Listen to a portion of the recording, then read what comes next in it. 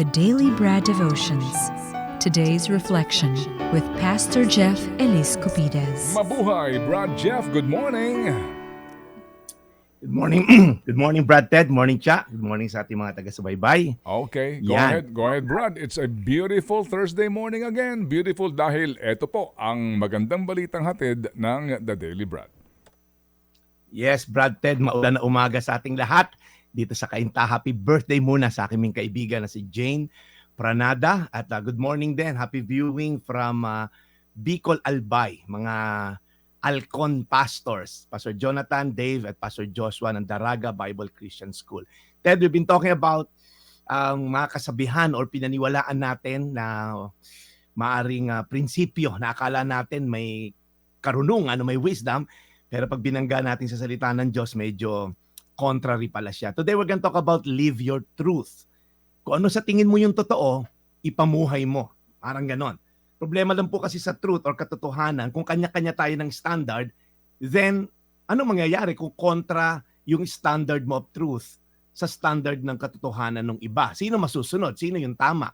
Case in point nga, Brad Ted, medyo mangongomentaryo akong kaunti. Sa South China Sea na dinidinig na ano natin ngayon, tinatalakay, kanino bang mapa dapat masunod? Kanino ba yung tama? May pamantayan ng China, pero tayo, pinaglaban natin, may United Nation.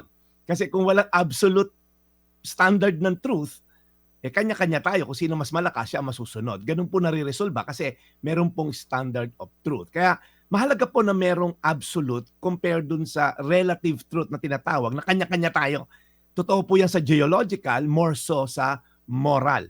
Kasi po kung yung truth, i-insist mo yung truth mo kasi convenient sa'yo, may problema tayo dyan. Alam niyo po sa Amerika, legal ang abortion. Alam naman po natin yan. Noong 1991, 1.5 million na bata inabort nila. Imagine, 2020, around 930,000 po inabort na bata. So sa kanila, legal ang abortion, that's the truth to them. Pero ano ba talaga yung totoo? Well, sa Diyos, life is sacred. Regardless kung nasa sinapupunan niya ng ilang araw pa lang or 90 years old, ang truth po, God created human being in His image and likeness, mahalaga po yan. Again po, pag wala po tayong standard of truth, it becomes relative. Kumbaga, conditional siya, subjective, naiiba every moment, every panahon. Contrast po sa absolute truth na consistent at eternal at never changing. Kaya nga tinanong ni Pontius Pilate si Jesus, what is the truth?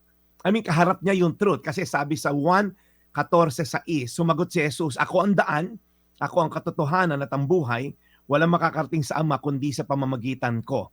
Ito po ay tinanong ni Thomas din kay Jesus. Nung sinasabi ni Jesus, ako'y aalis, babalik ako and all.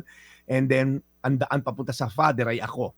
Kaya po madaling maniwala sa isang katotohanan. Ang tanong, nakabase ba yan sa standard truth, sa absolute truth, which is God Himself? Kaya po kung kayo ay nasa crossroad, totoo ba ito o hindi? Ang salita po ng Diyos, ang Biblia, ang ating standard of everything, sa moral, sa physical, sa financial, more so sa spiritual.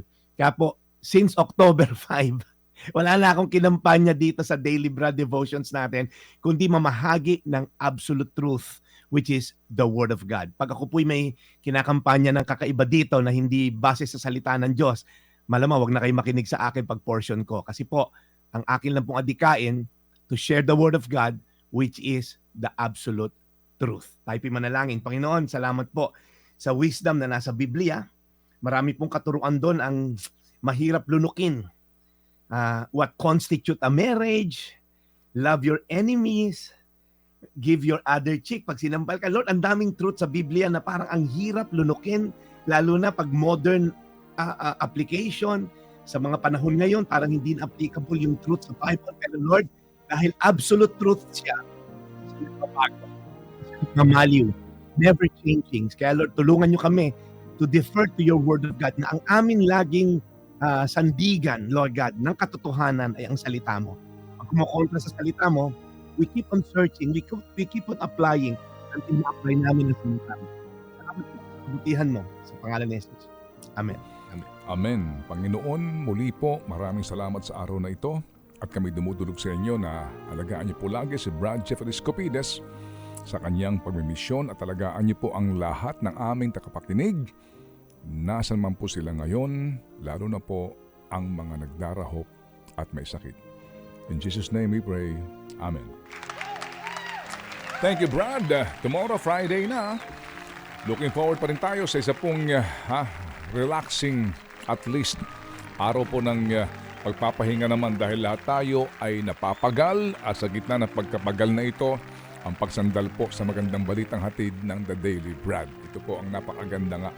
Dito tayo humuhugot ng inspirasyon. Marami ang nagme-mensahe din sa akin na itong inaabangan. Sa buong programa natin, ito ang kanilang pinaka-aabangan. Kaya muli, maraming salamat po. Salamat, Brad. Salamat sa lahat ng ating mga suki na ito ang inaabangan. Thank you very much. Good morning, Brad Jeff.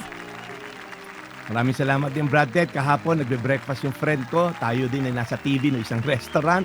Kaya maraming salamat sa opportunity na naisi-share natin ang salita ng Diyos. Ito po ang yung Daily Brad, your daily dose of inspiration. God bless po. And God bless you more serving the people, Brad Jeff Eliscopides. Ted Filon at DJ Chacha. Ngayon, nasa Radyo 5, 92.3 News FM. Monday to Friday, 6 to 10 a.m.